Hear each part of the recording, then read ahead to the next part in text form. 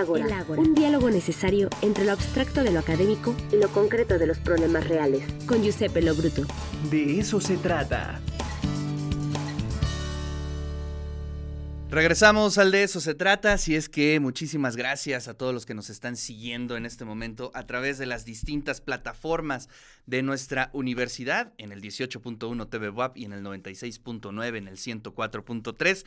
Quiero saludar con muchísimo gusto al doctor Giuseppe Lo Bruto, director del Instituto de Ciencias Sociales y Humanidades.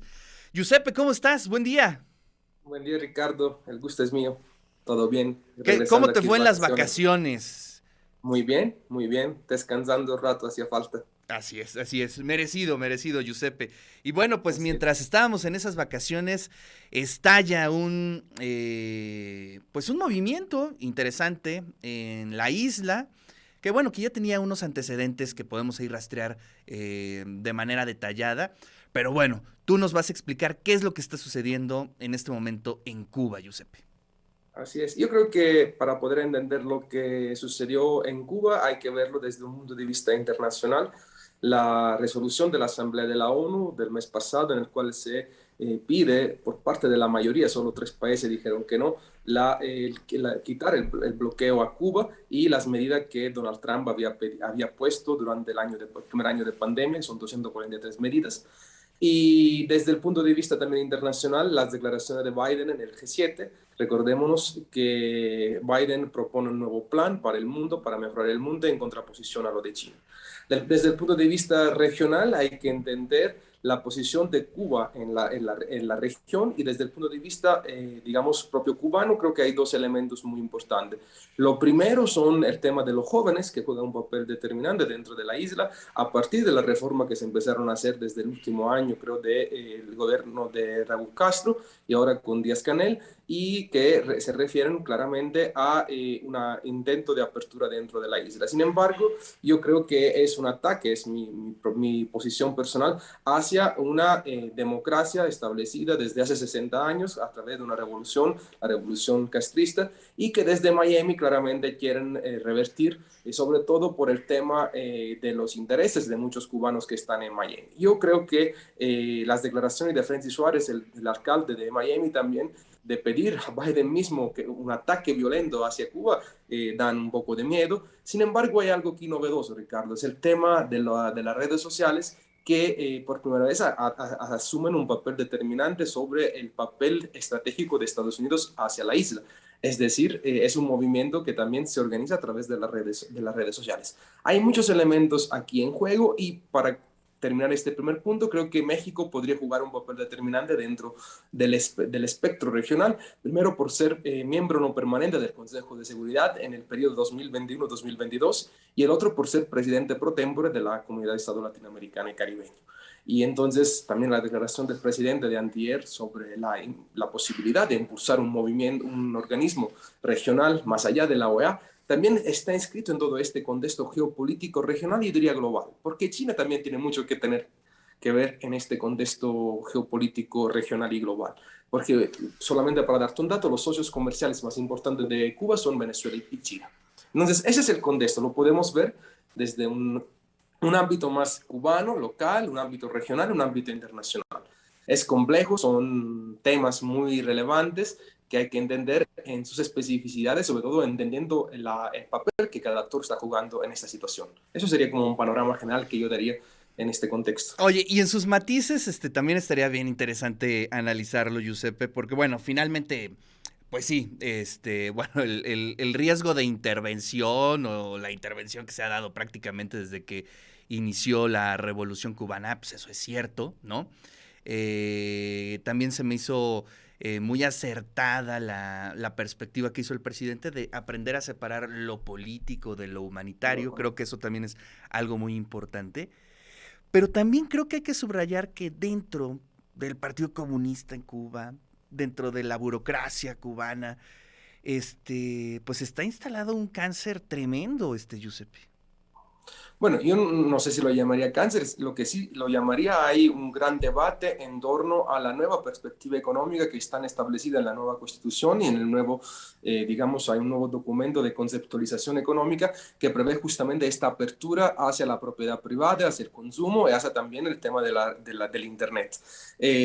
Hay un tema muy importante que son los jóvenes. Los jóvenes me parece que desde Miami están siendo muy mal interpretados, no son personas que son contra la revolución, pero sí que quieren cambio, digamos, como tú decías, dentro de este contexto burocrático, digamos, de la revolución.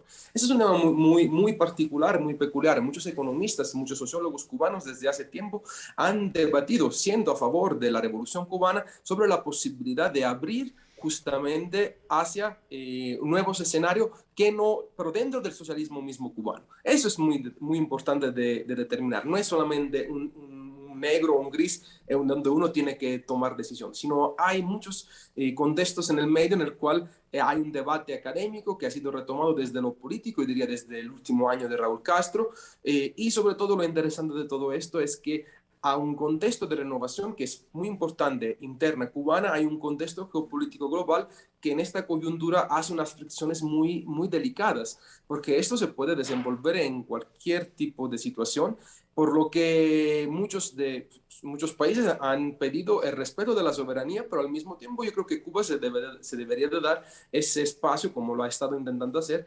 digamos, renovación. Aunque el bloqueo económico que dura ya más de 50 años y las normas, digamos, la nueva medida de bloqueo que también implementó Donald Trump, son 243 medidas, están impidiendo esta nueva renovación dentro de la isla.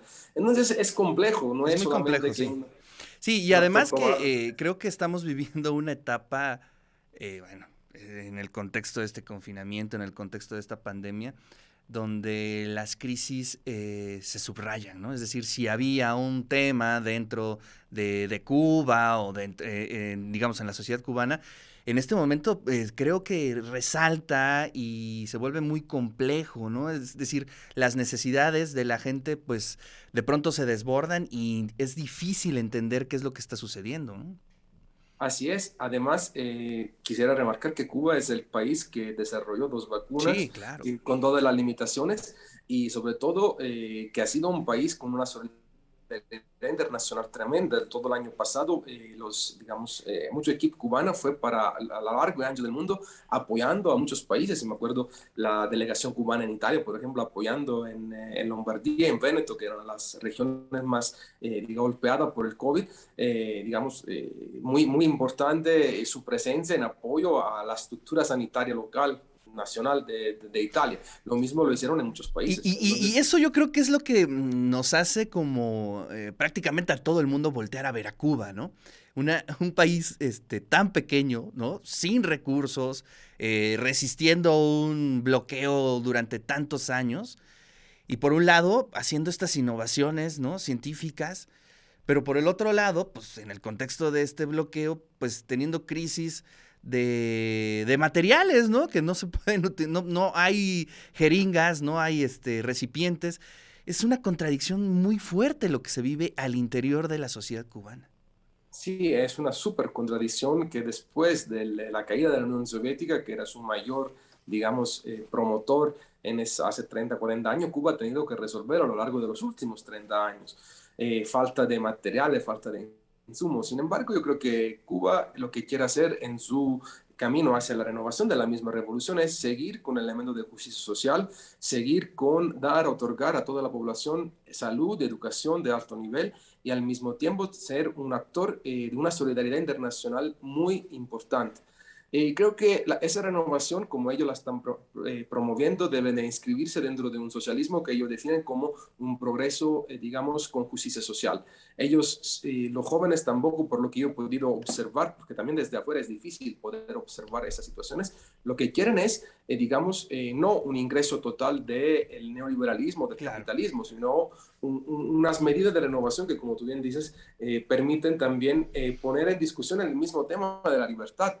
El tema de la libertad es un tema delicado también en nuestra sociedad. ¿Qué significa la libertad en una sociedad occidental? Aquí podemos dedicar desde la filosofía, desde las ciencias políticas, la sociología, distintas días Sí, sí. de debate, porque ser libre digamos, nada más para ir a votar, pero luego no tener libertades económicas porque las desigualdades te comen, digamos, eso impide mucho el desarrollo mismo de un ser humano, porque en la sociedad, por ejemplo, mexicana, y esto, por ejemplo, el Laboratorio de Movilidad Social de la Fundación Espinosa Iglesia decía que el 80% de los mexicanos que nacen pobres, al 99,9% es imposible que puedan tener un ascenso social. Sí, Entonces, ¿qué libertad? eso es lo interesante de esta discusión, ¿no? Que bueno, dices, a ver, no vamos a poner nombres, ¿no? Pero hay Claro. países donde presumen mucho la libertad, ¿no? Pero viven en contextos de pobreza, de ignorancia, tremendos, ¿no? Sí, Y bueno, uno podría contrastarlo con el contexto que vive Cuba y pues en realidad no tiene mucha comparación en ese sentido. Sin embargo, yo insisto, Giuseppe, y a lo mejor yo me precipité con esa palabra cuando me referí a cómo funciona la burocracia y el Partido Comunista en Cuba, pero creo que sí hace falta una profunda eh, evolución y sobre todo una apertura. Creo que no se pueden establecer, o no siento que se hayan establecido diálogos con los otros. Creo que veo a un partido comunista muy, digamos, cerrado o con poca capacidad de diálogo. ¿Qué opinas, Giuseppe? bueno, yo opino que sin duda hay una burocracia muy, digamos, erradicada en la misma concepción de que tiene el Partido Comunista sobre cómo llevar los asuntos internos, pero también la cuestión internacional es complicada. Complicadísimo. ¿Cómo puedes establecer un diálogo si te establecen un bloqueo desde hace 50 años? ¿Y cómo puedes, y la crítica que se le hacen a Cuba sobre el respeto de los derechos humanos, pero no se le hace a Colombia, por ejemplo, en el cual han sido asesinados 300 digamos, activistas en el último año?